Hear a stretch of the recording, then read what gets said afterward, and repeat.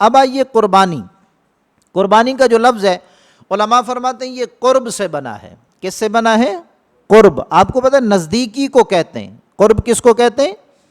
نزدیکی کو کہتے ہیں، اور عربی میں اس کے لیے اضحیہ یا اضاحی وغیرہ جمع یہ الفاظ بھی آئے ہیں، تو لیکن ہم عام طور پر قربانی کہتے ہیں۔ تو قربانی قرب سے بنا، اس کا کیا مطلب ہے؟ وہ عمل جو اخلاص کے ساتھ کیا جائے تو بندے کو رب کے قریب کر دے، اس عمل کو قربانی کہا جاتا ہے۔ اب یہ قربانی جو ہے مومن جب سے ایمان کے دائرے کے اندر آتا ہے تو قربانیاں دیتا رہتا ہے، وقت کی قربانی، بسا اوقات جو ہے جان کی قربانی، مال کی قربانی، لیکن یہ ایک اصطلاحی قربانی ہے جس کو جانور ذبح کرنے کے عمل کو کہا جاتا ہے۔ مخصوص ایام میں خاص عمر کے اور خاص اوصاف کے جانور کو اللہ کی رضا کے لیے ذبح کرنا، اس کو قربانی کہا جاتا ہے۔ کیا کہا جاتا ہے؟ خاص ایام میں، کہیں خاص ایام میں خاص اوصاف کے حامل جانور کو اللہ کی رضا کی خاطر قربان کرنا، یہ کیا کہلاتا ہے؟ قربانی کہلاتا ہے۔ اب جو ہے لفظ قربانی کا معنی بھی آپ کو سمجھ میں آ گیا، اور اس کی ڈیفینیشن بھی آپ کو سمجھ میں آ گئی، اس کی تعریف سمجھ میں آ گئی کہ قربانی کہتے کسے ہیں۔ اب آئیے اس کی حیثیت کیا ہے۔ ہمارے ہاں درجات بنے ہوئے ہیں، یعنی کچھ اعمال ایسے ہیں جو فرض ہیں، کچھ ایسے ہیں جو واجب ہیں، کچھ ایسے ہیں جو سنت ہیں، کچھ ایسے ہیں جو مستحب ہیں۔ اب یہ جو مستحب ہے، یہ جو سنت ہے یا جو نفل ہم کہتے ہیں، عربی میں دونوں کے لیے ایک ہی لفظ نفل کا بولا جاتا ہے، لیکن اس میں بعض تاکیدی امور ہوتے ہیں، بعض غیر تاکیدی امور ہوتے ہیں، یعنی جس میں جو ہے زور دیا گیا ہوتا ہے شریعت کی طرف سے کہ یہ عمل کرنا ہے، اس کو مؤکد کہہ دیتے ہیں، دوسرے کو غیر مؤکد کہہ دیتے ہیں، جو مستحب کے درجے میں آ جاتا ہے۔ تو بہرحال قربانی کا جو عمل ہے یہ ان درجات میں کون سا درجہ رکھتا ہے؟ فرض ہے، واجب ہے، سنت ہے یا مستحب عمل ہے؟ اب فرض کس کو کہتے ہیں؟ اس کی تعریف بھی ذہن نشین کر لیں، چونکہ ہمیں عام طور پر نہیں آتی، حالانکہ فرائض ادا کیے جا رہے ہیں ہم، فریضہ حج ہے، فریضہ نماز ہے، فریضہ زکوٰۃ ہے، اور فریضہ صوم ہے، یعنی روزے کا فرض ہے، ادا کیے جا رہے ہیں، لیکن آج کے درس کی نسبت سے آپ فرض حکم کی آسان تعریف جو آپ خود بھی یاد رکھ سکیں اور دوسروں کو بھی بتا سکیں، آج کسی کو جاتے ہوئے بتائیں اور اسے پوچھیں فرض کس کو کہتے ہیں، نہیں پتا تو یار میرے ساتھ چلا کرو، امام ربانی جو ہے وہاں پہ تربیت ہوتی ہے، ادارہ ہے، تو وہاں یہ چیزیں سکھائی جاتی ہیں۔ تو ہم نے فرض فرض فرض بہت عرصہ ہو گیا بولتے بولتے، لیکن ہمیں نہیں پتا ہوتا بہت ساروں کو کہ فرض کس کو کہتے ہیں۔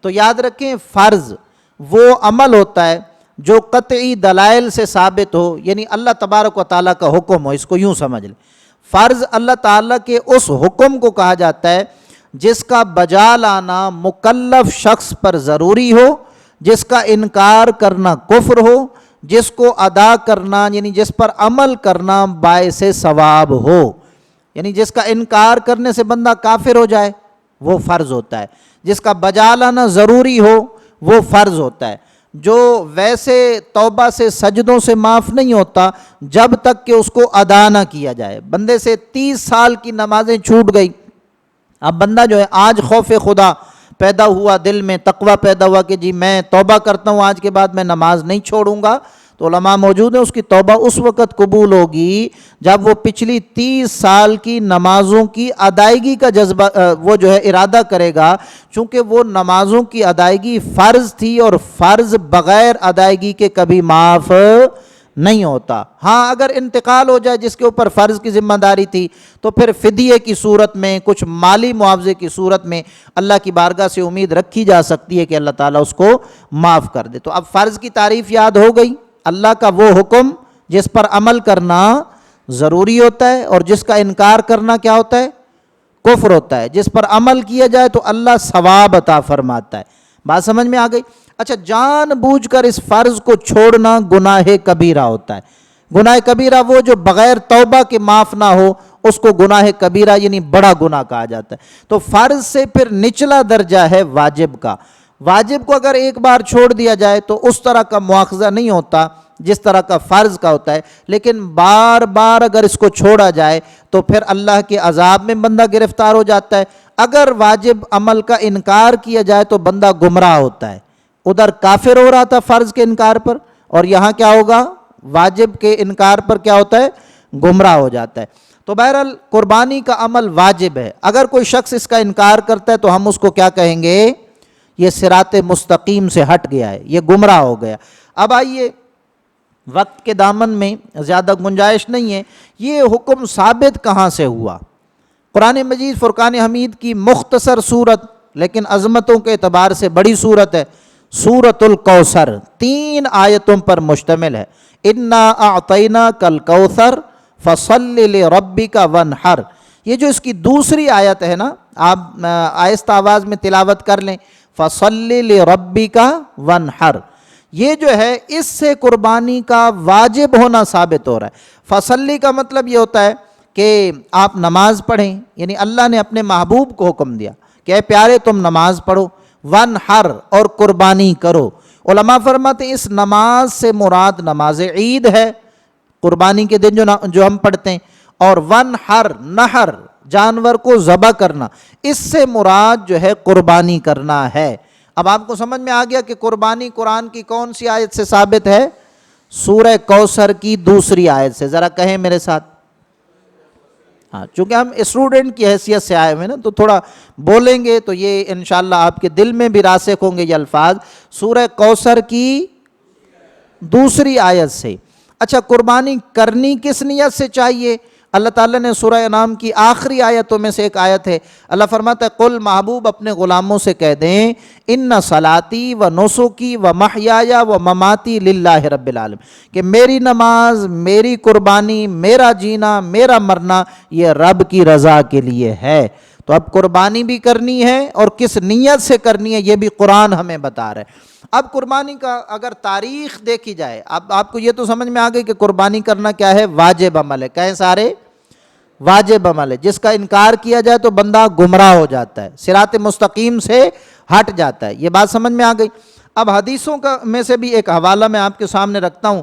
سید عائشہ پاک راویہ ہیں اس حدیث پاک کی. رسول اللہ علیہ الصلوۃ ارشاد فرماتے ہیں، دحوا وطیبوا بہا انفسکم، اے مسلمانوں قربانی کرو اور ستھرے دل کے ساتھ قربانی کرو. یعنی دکھاوے کا اس میں عنصر نہیں ہونا چاہیے، ورنہ پیسہ بھی گیا، تگ و دو بھی گئی، محنت بھی گئی.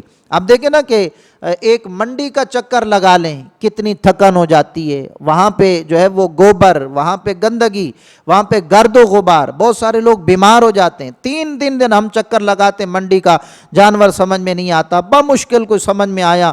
پھر دوہری قیمت پہ بھی آج کل جانور مل رہے ہیں. 1 لاکھ کا جانور تھا 2 لاکھ میں آپ لے آئے. اچھا، اب جذبہ ہے کہ میں قربانی کروں. اب کیا ہوا کہ وہ جانور لے کر آ گئے. اب آپ نے اس کو 2 سے 3 دن باندھنا ہے. ہمیں چونکہ تجربہ نہیں ہوتا شہر میں رہنے والے لوگوں کو، تو اب جانور کو کھلانا پلانا ہمارے لیے بہت بڑا مسئلہ ہے. اب یہ بھی ایک محنت ہے، نوکری چھوڑ کر، کام چھوڑ کر، کاروبار چھوڑ کر بندہ جانور کی دیکھ بھال کے لیے بیٹھا ہوا ہے. پھر ہم ایسے معاشرے میں رہتے ہیں کہ جہاں ایسے ظالم لوگ، سخت دل لوگ موجود ہیں کہ وہ مساجد کے لوٹے چوری کر لیتے ہیں، نل چوری کر لیتے ہیں، پنکھے چوری کر لیتے ہیں. تو قربانی کے جانور بھی اگر ان کے ہاتھ آ جائیں تو وہ نہیں چھوڑتے، جانوروں کو بھی چوری کر لیتے ہیں. تو رات دن جاگ کر اس کی حفاظت بھی کرنی، کتنی محنت. اب منڈی سے ذرا تصور کریں. اچھا، پھر بعض لوگ ایسے بھی ہیں پورا سال بیسیاں ڈالتے ہیں، پیٹ کاٹ کاٹ کے اپنے بچوں کا قربانی کے پیسے جمع کرتے ہیں. ایک جذبہ ہوتا ہے کہ میں قربانی کروں گا، تو یہ پورے سال کی محنت، پھر قربانی منڈی کی مشقتیں، پھر وہاں سے خرید و فروخت کے معاملات، پھر لے کر آنا، جانور کو اتارنا، باندھنا. اب جانور بھی ہو سکتا ہے شریف نہ ہو، اچھلنے کودنے والا، بدکنے والا ہو، یہ بھی ایک مسئلہ. میں ایک محنت اور سٹرگل آپ کے سامنے رکھ رہا ہوں کہ ہم کتنی محنت کرتے ہیں، لیکن اگر نیت اچھی نہیں ہے تو سب کچھ بیکار ہو جاتا ہے. اب آگے چلیے، اس کے جانور کو ذبح کرنے تک ساری شرعی پابندیاں، ایک دائرہ کار ہے، اس کے اندر رہ کے آپ نے یہ کام کرنے. گوشت کی تقسیم کاری تک آپ کے دل میں بال کے برابر بھی خیال نہیں آنا چاہیے کہ لوگ میری واہ واہ کر رہے ہیں، لوگ مجھے دیکھ رہے ہیں، لوگ مجھے اچھا کہیں گے، مجھے کہیں گے واہ جی اس سال تو بھائی بہت بڑا نام کما لیا آپ نے قربانی کر کے. نہیں، کس کے لیے کرنی ہے؟ اللہ کی رضا کے لیے. ورنہ قربانی سے بڑا عمل جہاد کرنا ہے. اور اسی طرح قرآن پاک کا قاری، پھر سخی، 3 طرح کے لوگ سرکار فرماتے ہیں ان کو جہنم میں ڈال دیا جائے گا۔ وجہ کیا ہوگی کہ ان کا دل صاف نہیں تھا، قاری کا تلاوت کرتے ہوئے دل صاف نہیں تھا، وہ یہ چاہ رہا تھا کہ میری تلاوت لوگ سنیں اور میری واہ واہ ہو جائے، بہت بڑا قاری ہے، بڑی خوش آواز ہے، خوش اعلانی ہے اس کی آواز میں۔